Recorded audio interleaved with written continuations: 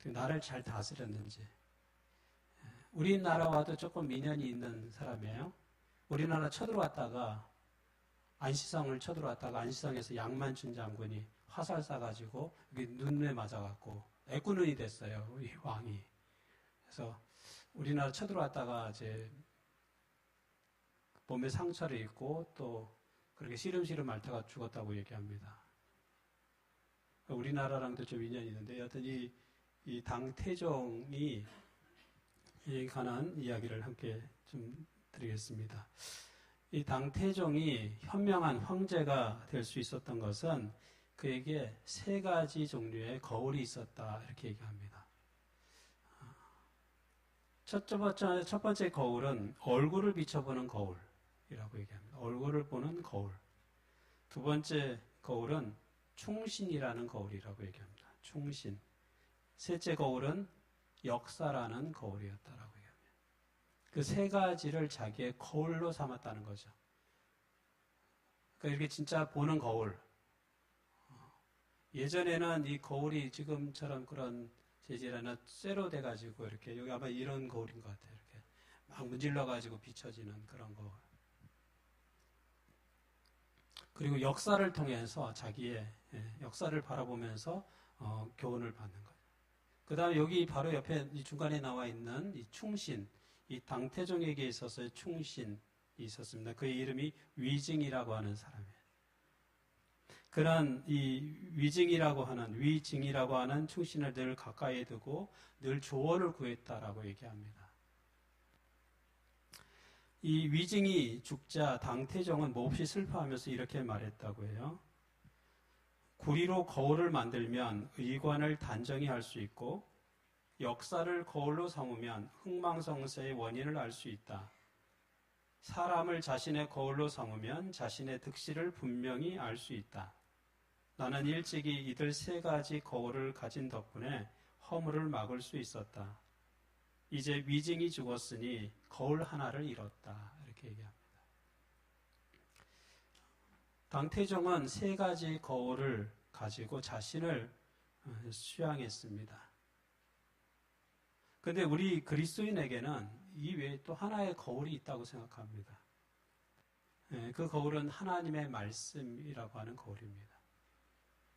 하나님의 말씀을 통해서 우리 자신을 비춰보면 우리 자신의 형편을 그 속에서 볼 수 있는 것입니다. 우리가 하나님의 말씀을 펴서 또 여러분이 하나님의 말씀을 펴서 읽을 때 또 그 말씀의 내용들을 볼 때 또 그 말씀의 내용들을 배울 때 우리는 우리 자신의 처지와 형편 그리고 믿음의 상태를 바라볼 수 있는 것입니다. 또 이 말씀 가운데 예언은 우리가 지금 예언에 있는 말씀 요한계시록을 공부하고 있죠. 예언에 있는 말씀을 보면 그 예언의 말씀을 통해서 우리는 미래를 볼 수 있는 것입니다. 미래에 어떠한 형편들이 있을지 어떠한 일들이 일어날지를 볼 수 있다라고 하는 것입니다. 그리고 또한 예언은 우리가 이 지금 선악의 이 사단과 하나님 사이 이 선악의 대쟁투 가운데 우리가 어느 그 긴 역사 가운데 어느 시점에 우리가 서 있는지를 알 수 있게 합니다. 내가 지금 어디쯤에 서 있는지 아는 게 중요합니까? 중요하지 않습니까? 굉장히 중요합니다. 내 위치를 정확히 알아야 내가 가야 될 목적지를 찾아갈 수 있는 거죠. 그래서 예언은 우리가 예언을 공부하면 우리가 지금 이 구원의 역사, 긴 역사 속에서 어디쯤에 와 있는지 그리고 그 예수님의 재림이 어느 정도 가까이에 있는지를 우리가 느낄 수 있다는 거죠. 오늘은 특별히 7재앙에 관하여 우리가 함께 살펴볼 텐데요. 이 7재앙은 하나님의 기별을 거부하고 짐승과 그의 우상을 경배하고 짐승의 표를 받는 사람에게 내리는 재앙이라고 하는 것이죠. 그래서 7재앙은 악인들에게 임하는 하나님의 심판이라고 말할 수 있습니다. 오늘 이 예배에 참여한 우리 가운데 어느 한 사람도 결코 이 7재앙을 받지 않게 되기를 바랍니다. 왜요? 7재앙은 악인들에게 주어지는 것이기 때문에. 하나님을 거부하고 하나님을 대적하는 사람에게 주어지는 것이 7재앙이기 때문에 여러분 결코 7재앙을 받지 말게 되기를 바랍니다. 오히려 하나님의 인을 받고 하나님의 보호를 받음으로 우리가 큰 환난을 우리가 무사히 통과하게 되기를 간절히 바랍니다. 그러면 우리가 성경에서 오늘 요한계시록 16장 1절에 나와 있는 내용 함께 보겠습니다. 여기 1절 여기 위에 있는 내용부터 우리 함께 읽어보겠습니다. 시작. 또 내가 들으니 성전에서 큰 음성이 나서 7 천사에게 말하되 너희는 가서 하나님의 진노의 7 대접을 땅에 쏟으라 하더라.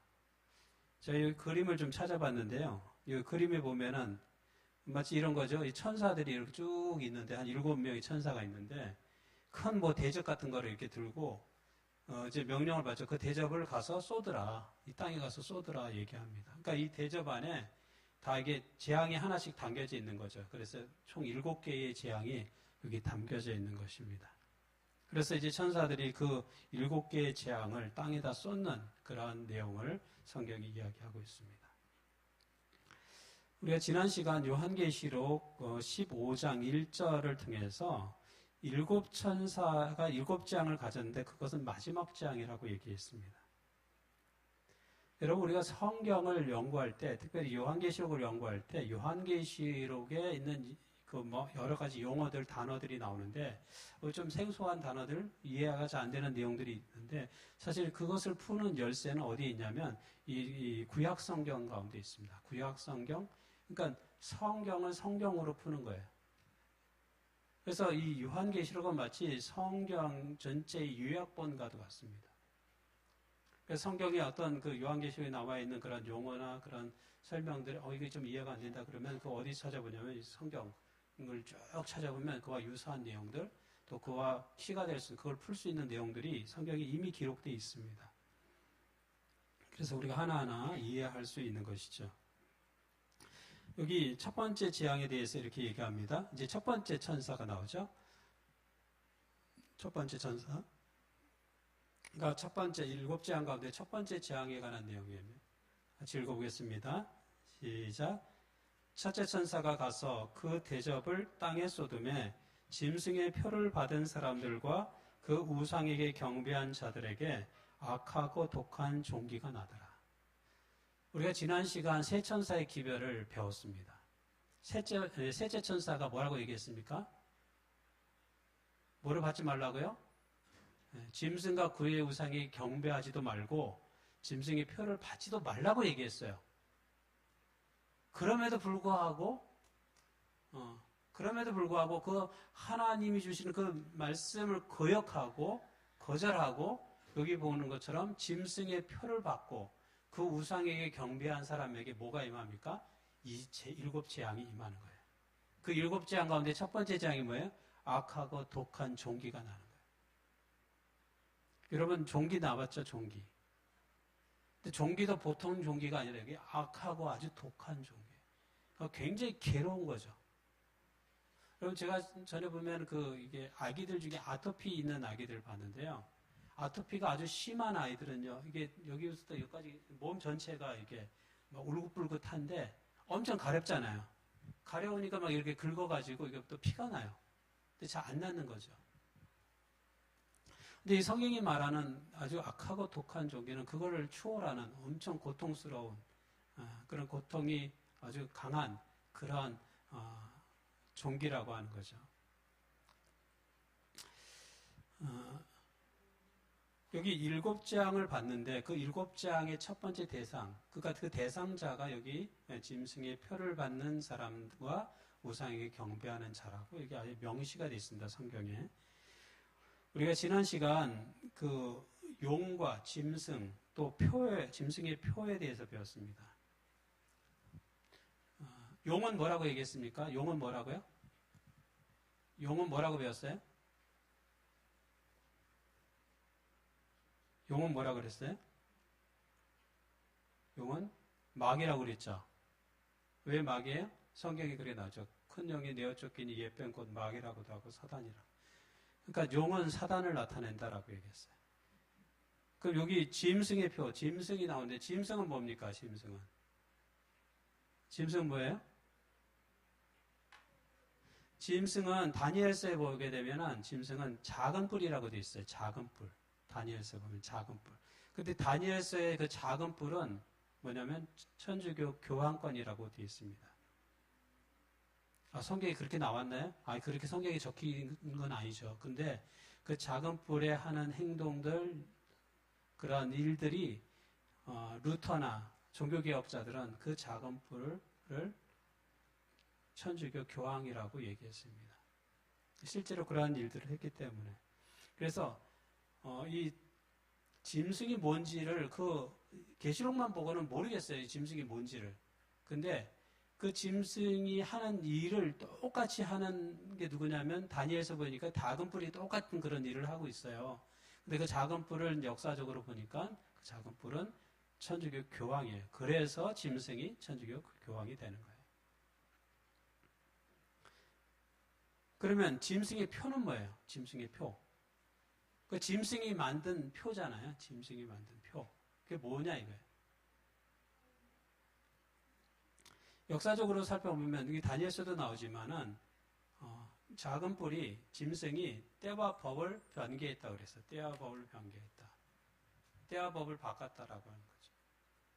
근데 역사를 살펴보니까 정말 천주교에서 뭘 했냐면 이 십계명인 법을 바꿨어요. 십계명의 법을 바꾸고 또 안식일에 그 성경에 십계명 가운데 넷째 계명에 그 예배일인 안식일을 일요일로 또 바꿨습니다. 그래서 일요일 예배를 만든 것이 천주교 교황권이에요. 여기도 나오죠? 여기 보면은 364년 천주교 종교회의에서 일요일을 예배일로 법규 제정한 것을 오늘날 개신교도들이 그대로 지키고 있다. 이렇게 얘기하고 있죠. 제가 천주교에 다녔었잖아요. 천주교에 다니려면은 이제 천주교 신자가 되면 예비 신자 과정을 거칩니다. 예비 신자 과정 속에서 이제 성모성도 외워야 되고 주기도문도 사도신경도 외워야 되고 주기도문도 외우고 뭐 그럽니다. 그 책을 하나 봤는데 그 책 제일 뒤에 보면 십계명이 나와요. 근데 십계명이 우리가 보는 성경하고 좀 다릅니다. 천주교 십계명에는 둘째 계명이 없어요. 우상을 숭배하라는 계명이 없어요. 왜? 천주교에는 우상이 엄청 많잖아요. 거기 그 입구부터 천사 동상도 있고 마리아 동상도 있고 요셉 동상도 있고 뭐 동상들이 많습니다. 천주교에는 우상을 숭배하라는 말 아예 뺐어요. 왜냐하면 성경에 우상 숭배하라고 하지 말라고 돼 있거든요. 그리고 거기에 자세하게 적혀 있어요. 그 우상을 뭐 하늘에 있는 것이나 땅에 있는 것이나 땅 아래 물속에 있는 아무 형상도 만들지 말라고 그랬거든요. 그러니까 자꾸 이게 걸려요. 이게 성경하고 안 맞아요. 그러니까 아예 법을 성경에 있는 성경에 기록된 그 법, 십계명의 법을 바꿨어요. 그래서 둘째 계명이 없습니다. 그러면 9개잖아요. 그래서 10번째 계명을 둘로 나눴어요. 그러니까 십계명이 달라요. 여러분이 천주교인들 만나갖고 넷째 계명이 뭡니까 물어보세요. 그러면은 부모님을 공경하라 그렇게 얘기합니다. 왜? 한 칸씩 올라갔기 때문에. 그래서 주의를 지키라. 그게 셋째 계명이에요. 여하튼 법도 바꾸고 또 때도 바꾸고 그랬어요. 그래서 천주교를 통해서 만들어진 것이 일요일날 예배를 드리는 거예요. 그래서 우리가 일요일 예배를 드리는 것은 이것은 주일을 지키는 게 아니에요. 그러니까 일반 우리 개신교에서는 주일이라고 생각하고 주님의 날이라고 생각하죠. 일요일을 예수님이 부활했으니까 주님의 날이라고 생각해서 주일을 지킨다고 하지만 사실은 주일을 지키는 것이 아니라 역사를 찾아보면 그것은 로마 종교의 풍습을 지키는 거고 로마 종교의 신앙을 지키는 거예요. 그래서 그러면 짐승의 표가 뭐냐? 천주교회가 만든 일요일 예배를 만든 일요일 예배를 또는 일요일 준수를 짐승의 표라고 얘기합니다. 지금 개신교회에서는 루터의 종교개혁 500주년을 올해 맞았습니다. 올해가 종교개혁 500주년이에요. 1517년 종교개혁이 일어났는데 지금 2017년이잖아요. 딱 500년이 되는 해가 되었습니다. 그러면 500년이 됐지만, 그러니까 개신교회가 종교개혁을 한 지 500년이 됐지만 아직도 여전히 개신교회에서는 일요일 예배를 지키고 있습니다. 우리 재림교회도 재림교회 아주 초창기, 그러니까 아예 교단이 세워지기도 전에 아주 초창기에는 이 교회 성도들이 대부분이 다 감리교회에서 재림운동을 하러 나온 사람, 장로교회에서 온 사람, 회중교회에서 온 사람, 이렇게 여러 교파에서 온 사람들이 모여 있었어요. 그러니까 당연히 예배를 언제 드렸을까요? 당연히 일요일날 예배 드렸겠죠. 일요일날 예배 드렸는데, 일요일날 예배 드리는데, 이렇게 넘어온 사람 중에 어떤 교인이 있었냐면, 제7일 침례교도가 있었습니다. 제7일 침례교도. 그러니까 우리가 안식일을 지키기 전에 이미 안식일 지킨 개신교회가 있었어요. 그 역사적으로도 보면 조금씩 있었습니다. 안식일을 지킨 사람들이 있었어요. 제7일 침례교도인 한 부인이 이 재림신앙 안에 들어온 거예요. 그러면서 그녀가 이 안식일에 대한 기별을 이 교회 안에 이야기해 준 것이죠. 그래서 우리 재림교회는 이 안식일의 기별을 받아들이고 그것을 지키는 교단이 됐어요. 그 이후에는 우리가 또 안식일을 지키는 사람이 됐어요. 마치 제가 예전에는 주일을 지키는, 제가 성당을 다니고 장로교회를 다녔기 때문에 제가 주일을 지키던 사람인데 안식일 기별을 받아들이고 이게 정말 성경적이구나, 이게 정말 맞는구나 깨달은 다음에 그 이후로 안식일을 계속 토요일날 예배를 드리는 안식일을 지키는 것처럼 우리 교단의 역사도 그랬다는 거예요. 왜냐하면 그 기별을 안식일에 대하여 몰랐을 땐 몰랐으니까 당연히 일요일날 예배 드려야 되지라고 생각하고 예배를 드렸는데 성경을 펼쳐보고 살펴보니까 이것은 천주교에서 만든 예배 형식이고 원래 성경은 제7일은 안식일을 지키도록 그렇게 돼 있고 십계명에도 그렇게 돼 있구나 라고 하는 것을 이 교단이 인지를 한 다음에는 그 다음부터는 우리 재림교회는 안식일을 지키는 교단이 됐어요. 그래서 이 개신교회 가운데 유일하게 안식일을 지키는 교단이 된 거예요. 개신교회 가운데 유일하게. 다시 얘기하면 대부분의 다른 개신교회는 이 안식일을 다 지키지 않는다고 하는 거죠. 버리는 거죠. 근데 최근에 미국에서 한 개신교회 목사님이 정말 성경을 보니까 정말 이게 안식일이 맞는데 왜 우리가 일요일날 예배를 드리고 있지? 라고 해서 이렇게 신문에 광고를 낸 분도 있어요. 그러니까 최근에 이렇게 발견한 사람도 있습니다. 하나님께서 특별히 예언을 통해서 우리 재림교회를 세운 이유와 목적이 있다고 생각합니다. 하나님께서는 이 재림교회를 통하여 하나님의 진리를 바로 세우시기를 원하시는 것입니다.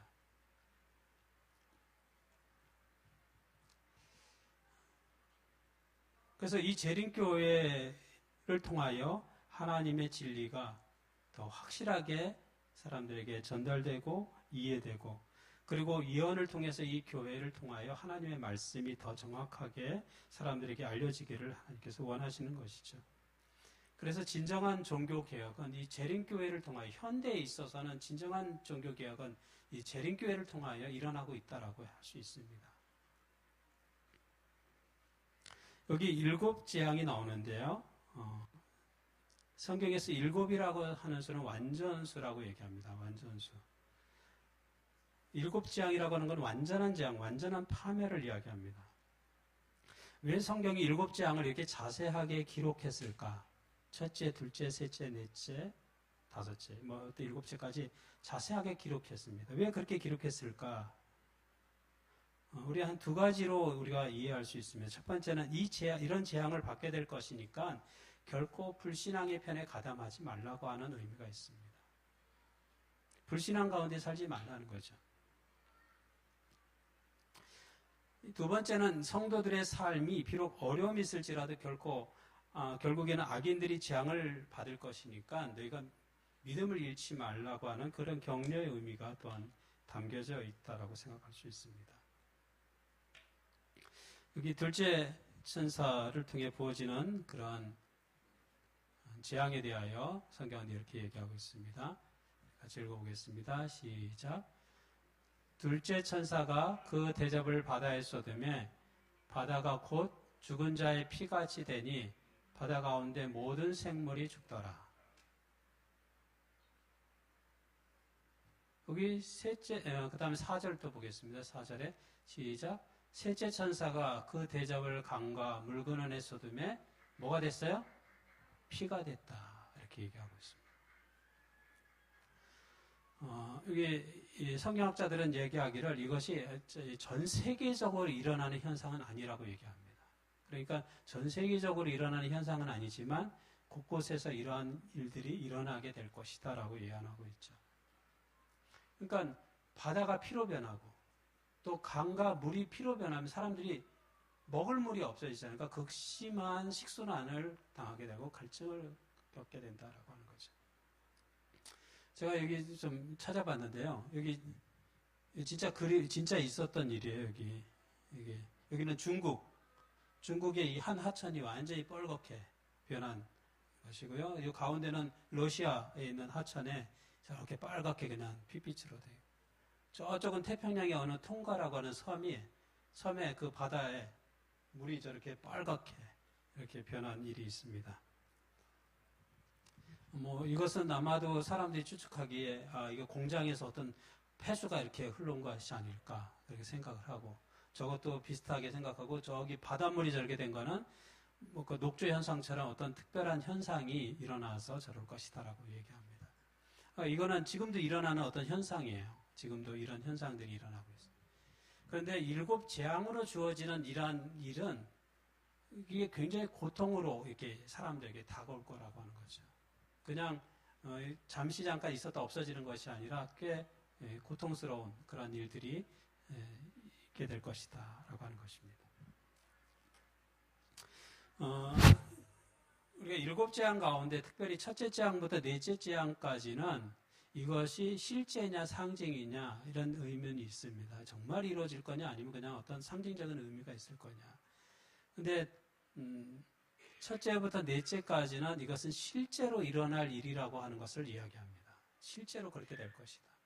왜냐하면 이 재앙들의 모습을 보면 어디에서 그러한 일이 일어나냐면 애굽에서 출애굽할 때 애굽에서 10재앙이 내렸는데 그 10재앙 가운데 이러한 재앙들이 있었다고 하는 거죠. 독종이 있고 또 나일강이 피로 물들어 버리는 그런 현상들이 있던 것이 실제 있었다는 거죠.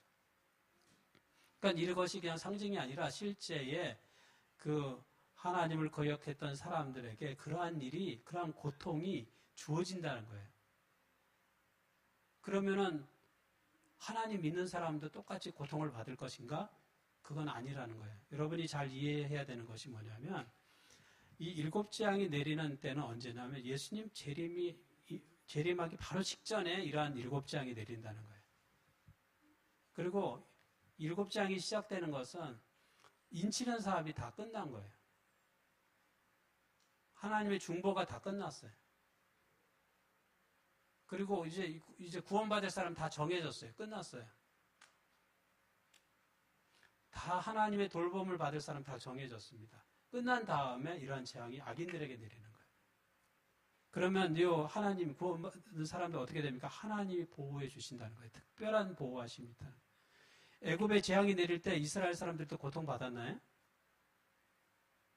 물론 그때는 애굽 사람들은 좀 다른 지형적으로 조금 다른 곳에 있어가지고 아마 그 재앙을 피한 것 같아요. 그러니까 애굽 사람들이 독종에 걸리고 막 이 개구리 막 피로 물드는 이러한 고통들을 막 당할 때 그 이스라엘 사람들은 안전했다는 거예요. 하나님의 특별한 보호를 받았다는 거예요. 똑같이 우리가 이 요한계시록에 있는 말씀들을 연구할 때 성경에 어떠한 내용들이 나오는지 자세히 살펴보면 그 현상이 비슷하게 나타난다는 거죠. 그래서 애굽에 10재앙이 내렸을 때에 이와 피로 변하고 독종이 생기고 고통스러운 일들이 실제 애굽 백성들에게 일어났거든요. 왜? 그들이 이스라엘 백성들이 출애굽하는 걸 막았기 때문에. 바로왕이 막았잖아요. 계속 막았을 때마다 재앙이 임했어요. 그럼에도 사람들은 계속 강팍해지는 거예요. 계속 안 보내는 거죠.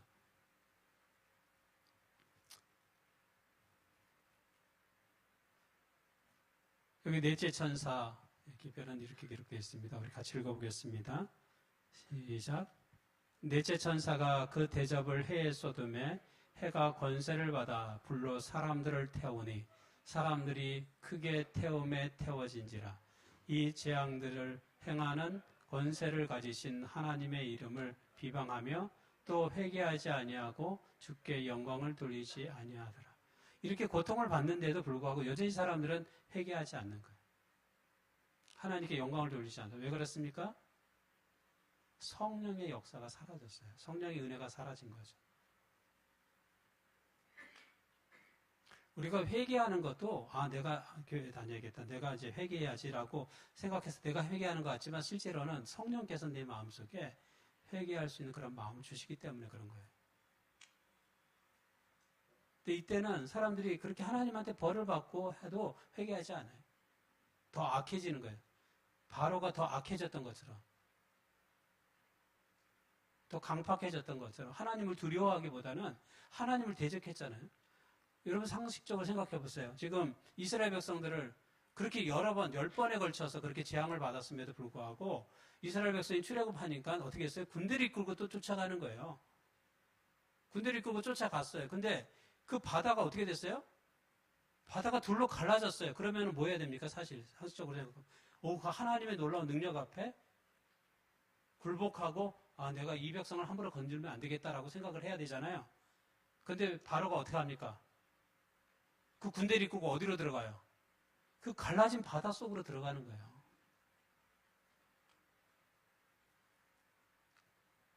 그러니까 그 하나님을 대적하려고 하는 마음이 그냥 정말 끝이 없이 치닫는 거죠. 마치 이 악한 사단 마귀가 하나님을 대적하고 예수 그리스도를 대적하는 것처럼 자기를 창조한 창조주를 대적하는 것처럼 거기까지 나가는 거예요. 사람의 강팍함이라고 하는 것이. 넷째 천사는 해에 관해서 얘기하면서 불이 사람을 태우는 일이 벌어질 것에 대해서 얘기합니다. 여러분 성경에 정말 불이 사람을 태우는 일이 있었습니까? 성경에 보면 불이 사람을 태우는 일 여러 번 나옵니다. 심지어는 제사장들이 불에 타는 경우도 있었어요. 하늘에서 불이 임하는 경우들이 있었습니까? 있었죠. 엘리야 시대에 하늘에서 불이 내려와갖고 제단에 다 불태워버리죠. 소돔과 고모라는 하늘에서 불이 떨어져서 다 완전 멸망당하지 않습니까?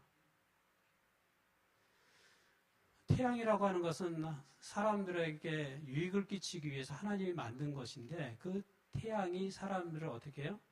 사람들에게 벌을 가하는 형벌의 도구로 사용되는 것을 보게 됩니다.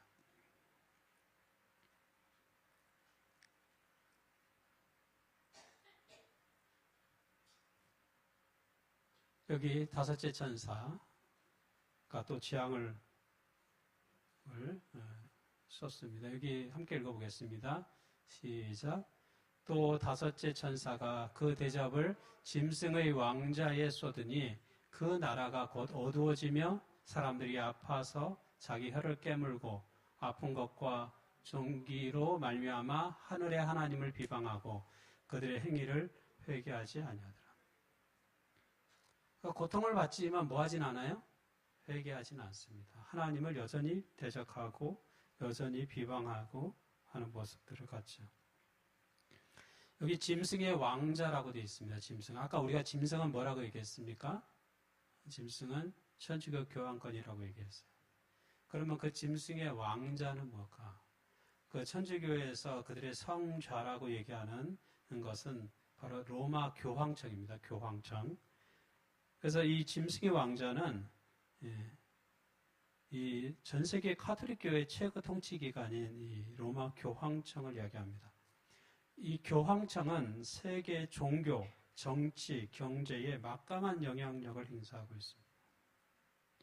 여러분, 우리나라에서 천주교회는 그냥 장로교, 감리교, 그 중에 하나 천주교 이렇게 있는 것처럼 보이죠. 근데 사실 천주교는 전 세계적으로 보면은 천주교는 그 신도수가 어마어마합니다. 필리핀에 우리 교인들이 많은데 우리 교인들보다도 어마어마한 거 다 천주교를 믿습니다. 천주교회는 막강한 파워를 가지고 있습니다. 신도도 많고 또 재정도 있고 그리고 종교적으로도 굉장한 힘을 가지고 있는 단체입니다. 이제 이 재앙이 짐승에게 향하여 부어질 것을 이야기합니다. 일곱 재앙을 보면 이것은 일반적인 현상이 아니라 아주 초자연적인 현상이라고 하는 것을 우리가 보게 됩니다. 바다가 피로 변한다든지 해가 사람을 태운다든지 이러한 일은 흔히 일어나는 일이에요? 흔히 일어날 수 없는 일입니까? 흔히 일어날 수 없는 일이에요. 근데 그러한 초자연적인 현상이 일어날 거라고 하는 거죠. 언제? 예수님의 재림 전에.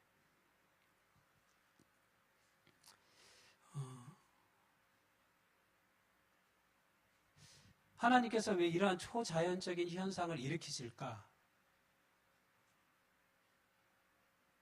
이것은 하나님께서 특별히 사람들에게 어떤 주는 메시지가 있는 거죠. 사람들을 깜짝 놀라게 하는 거예요. 뭔가 주목하게 하는 거예요. 여러분, 여기 보면 노아 방주의 모습이 나오는데요. 노아가 120년 동안 이제 비가 와서 이 세상이 물론 멸망할 것이다라고 얘기했습니다. 근데 사람들이 믿어야 안 믿어요? 아무도 안 믿는 거예요. 지금까지 비가 내린 적도 없는데 왜 배를 짓지? 그러면서 노아를 오히려 조롱했습니다. 근데 비가 내리기 얼마 전에 무슨 일이 벌어져요? 이 짐승들이, 동물들이 다 짝을 이루어서 어디로 들어갑니까? 이 방주로 들어가는 초자연적인 현상이 일어나는 거예요. 전혀 없던 일이 벌어진 거죠. 그래서 사람들이 이걸 다 쳐다보게 된 거예요. 동물들이 어디로 들어가요? 방주로 들어가요. 이게 있을 수 있는 일이 없는 일이, 있을 수 없는 일이 벌어지는 거예요.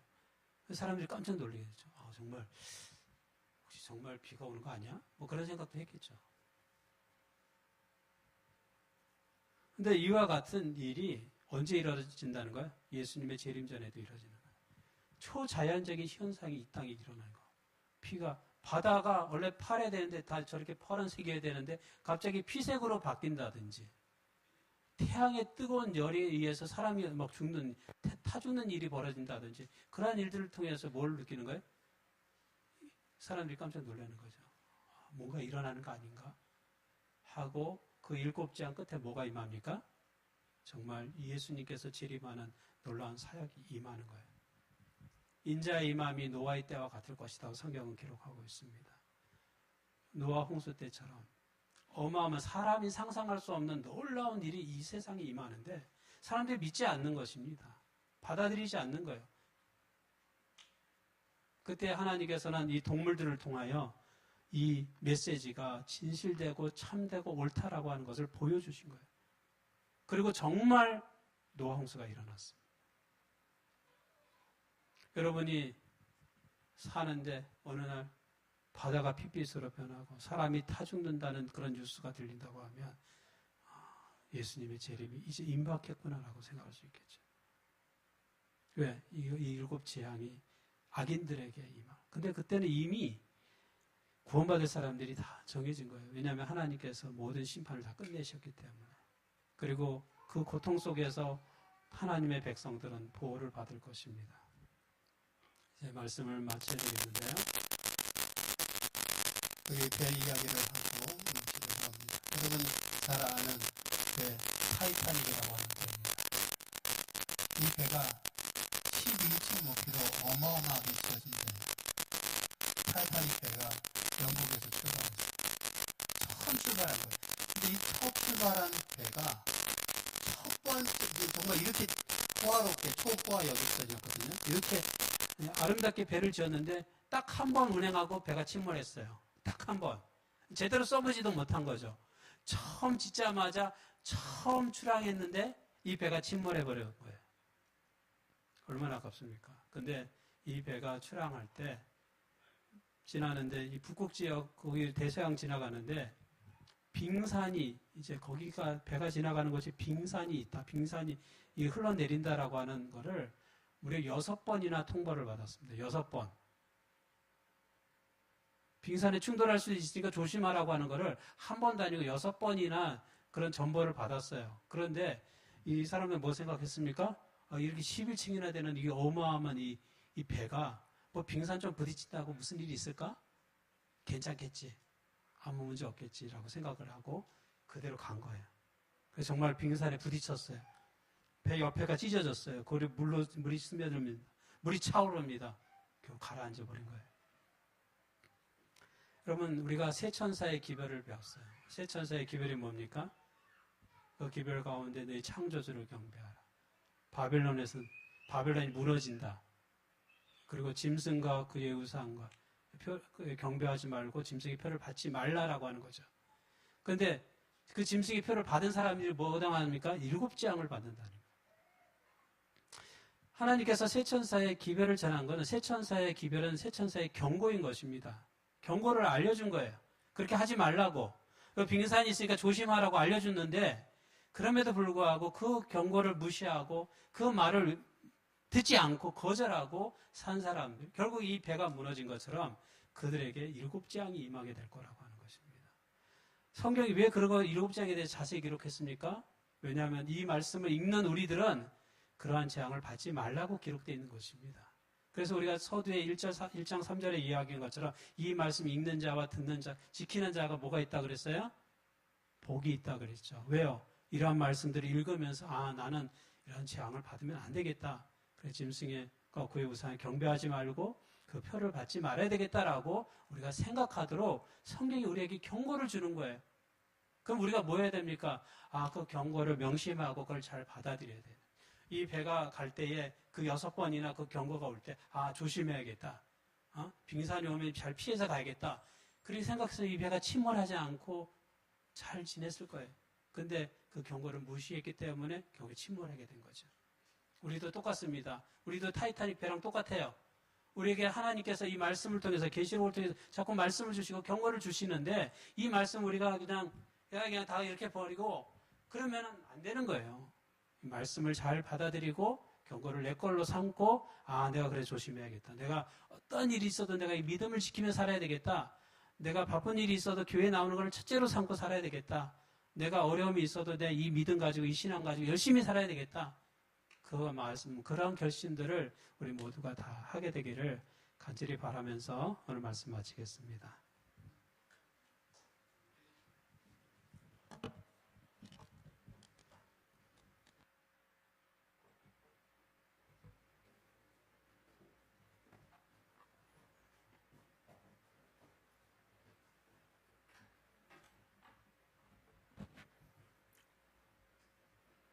지금은 헌금 드리는 시간입니다.